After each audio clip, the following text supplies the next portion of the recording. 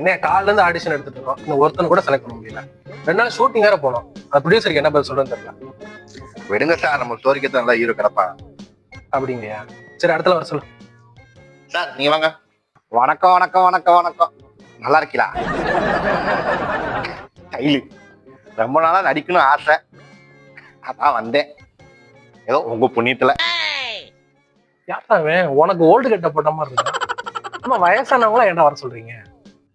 ஐயோ சார், எனக்கு அவ்வளவு வயசாகல, ஜஸ்ட் 40 தான். ஏதாவது பர்ஃபார்மன்ஸ் பண்ணுங்க சார். நான் சோகமா பண்ணவா இல்ல ஹாப்பியா பண்ணவா? யோ சீக்கிரமா ஏதாச்சும் பண்ணியா சார், டென்ஷன் ஆகாது. ஓ சார், நான் வந்து சோகமா பண்ணேன் சார்.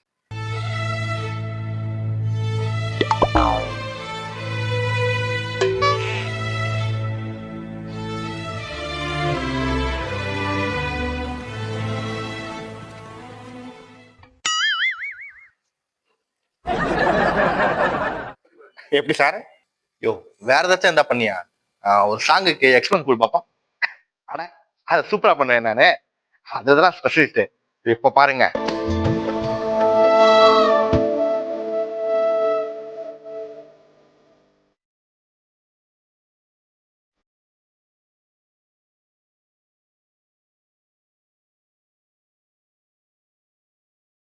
தஞ்சாவூர் பொம்மை மாதிரி தலையாட்டு. ஏய், நீ என்ன பண்ற? நான் காமெடிக்கும் நல்லா பண்ணுவேன், கேக்குறீங்களா? சரி பண்ணுங்க. குமுதா, ஏண்டி உன் புடிச்ச கஞ்சன்னு சொன்னியே, அவர் குணத்தை மாத்திட்டியா? அமுதா, இல்லடி, நான் அவரையே மாத்தி வேற கல்யாணம் பண்ணிட்டேன். சரிங்க சரிங்க, சந்தோஷமா இருங்க. உங்க 2 பேத்துக்கு கடைசி சான்ஸ். நான் மிமிக்ரி நல்லா பண்ணுவேன், மிஸ் பண்ணிடாதீங்க. அப்புறம் உங்க இஷ்டம். எனக்கு நம்ம நல்லா பண்ணுவாரு. ஏய் என்னடா பண்றீங்க?